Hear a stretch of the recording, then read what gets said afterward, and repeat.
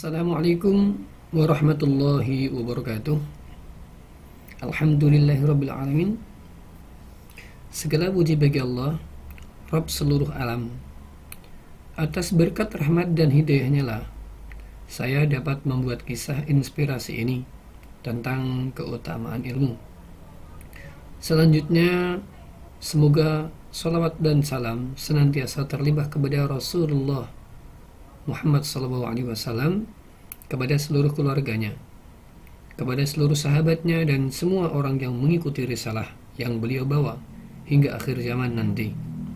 Salah satu pesan penting yang dipesankan Rasulullah kepada sekalian umat Islam agar senantiasa memperhatikan apa yang pun yang ada di sekitar kita.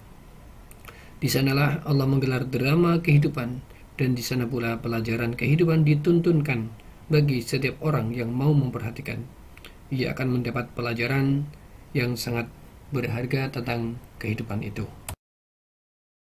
Baik, pada kesempatan kali ini saya akan mengisahkan kisah teladan tentang keutamaan ilmu. Kalau sebelumnya saya tentang pendidikan guru dan wisata-wisata, tetapi kali ini saya akan memberikan kisah-kisah teladan untuk memberikan inspirasi motivasi kepada para pencari ilmu. Baik, kisah teladan kali ini saya akan membawakan cerita kisah tentang batu pun berlubang. Ya. Allah senantiasa mendorong manusia untuk menggunakan akal pikirannya. Oleh karena itu, Allah sangat menghargai ilmu pengetahuan yang telah digelarnya di alam ini. Tidak heran bila Al-Quran menyatakan Allah meninggikan derajat orang-orang yang beriman dan orang-orang yang memiliki ilmu pengetahuan. Yarfa'illahu alladhina amanu minkum walladhina utul ilma darajat. Kisah pertama, batu pun berlubang. Al-Kisah, di sebuah pesantren kecil belajar seorang santri bernama Badri. Dia tidak termasuk jajaran santri yang pandai. Oleh karena itu, santri yang lain sering bercanda dan menyebutnya si kutu kupret. Tidak kutu buku ya, alias orang paling terbelakang.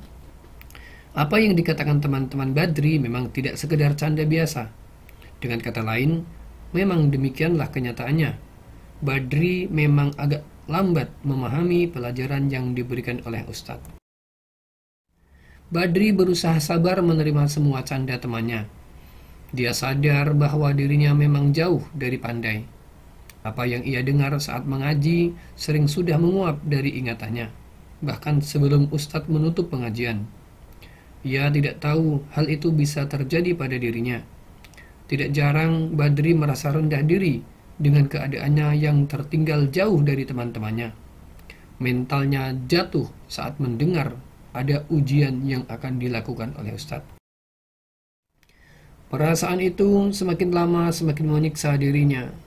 Badri tidak kuat lagi bertahan. Badri ingin pergi saja dari pesantren tempatnya menimba ilmu. Niatnya untuk pergi itu diungkapkan kepada Humam, satu-satunya sahabat yang mau mengerti keterbatasan dirinya. Humam tidak pernah menjadikan dirinya sebagai bahan canda meskipun Humam termasuk santri terpandai di pesantren itu.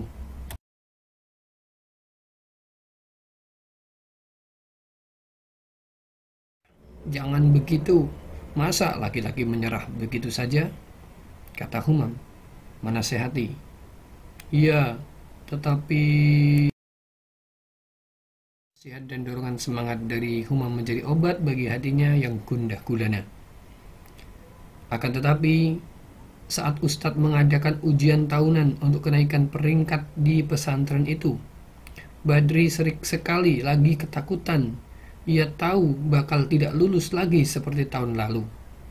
Oleh karena itu, Badri berusaha belajar sekeras mungkin.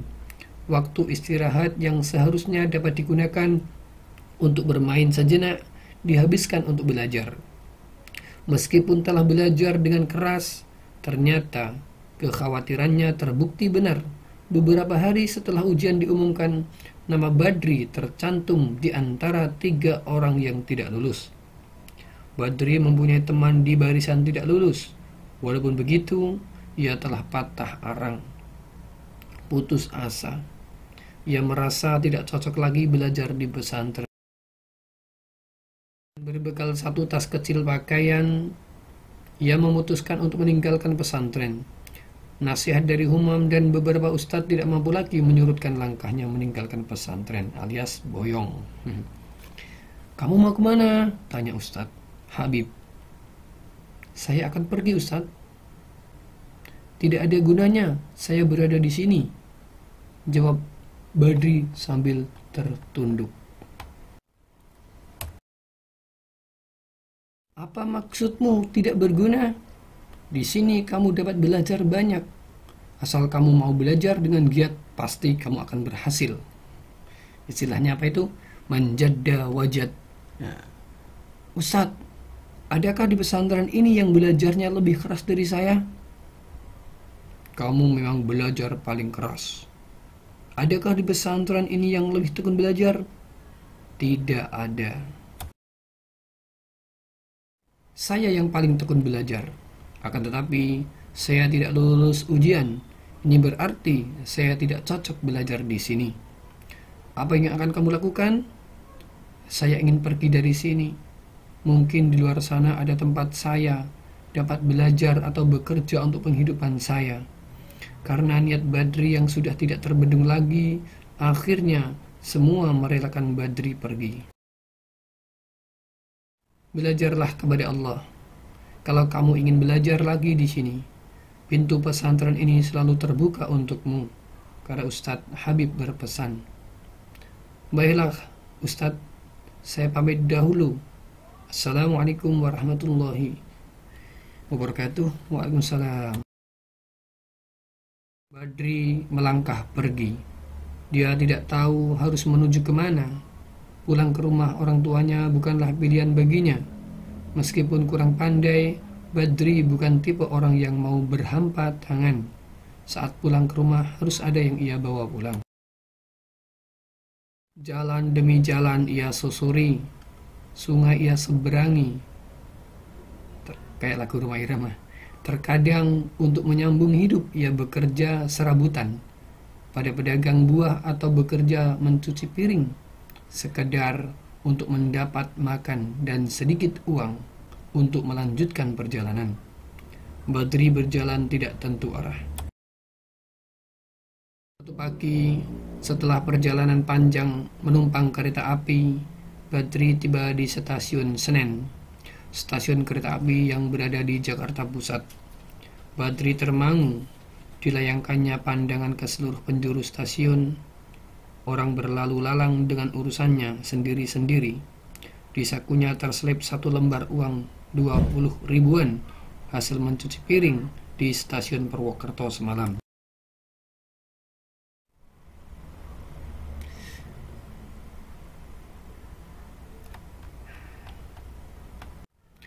Pandangannya terhenti pada sesosok nenek tua renta yang sedang khusyuk membaca koran bekas bungkus nasi yang baru saja dihabiskannya. Nenek itu asyik membaca tanpa menghiraukan sekelilingnya.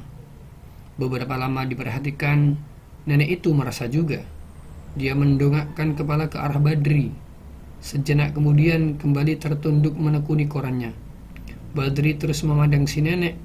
Dia tidak tahu alasannya, tetapi ada sesuatu pada diri si nenek yang menarik perhatian.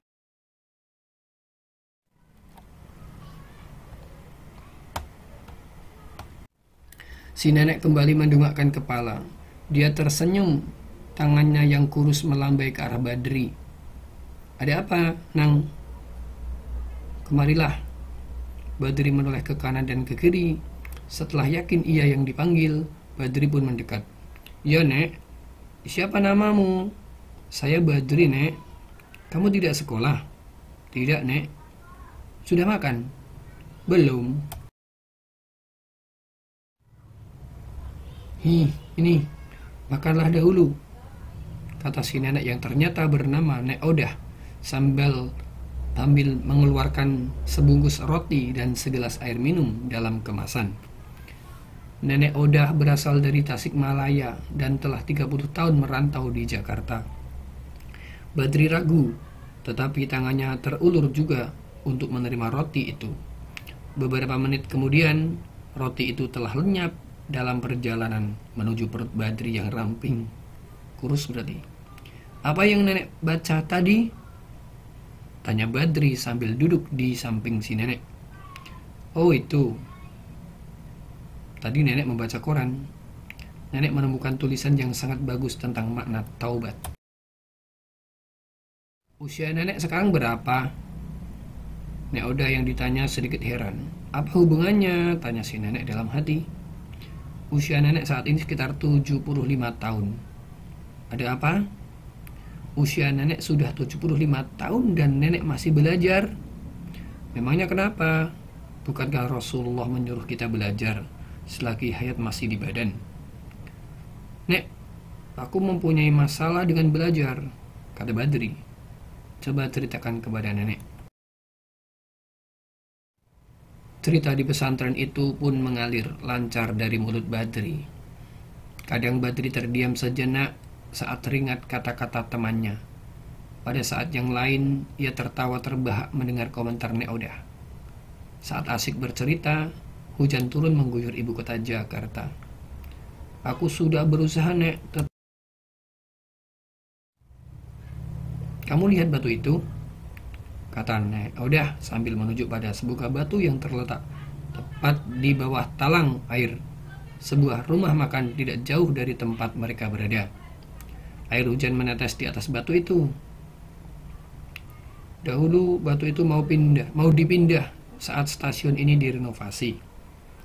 Akan tetapi oleh pemilik rumah makan itu tidak boleh. Katanya untuk tempat kompor. Tetapi sampai sekarang tidak digunakan juga. Apa dengan batu itu, Nek? Perhatikan bagian atas batu itu. Apa yang kamu lihat? Batu itu berlubang, Nek. Batu itu dahulu utuh. Mengapa bisa berlubang? Ya jelas, Nek. Batu itu pasti sering terkena air hujan. Lihat, Nek. Batu itu tepat berada di bawah talang air. Kira-kira berapa kali batu itu terkena air hujan? Tidak tahu, Nek. Cuma sekali? Mungkin, Nek. Mestinya berulang kali.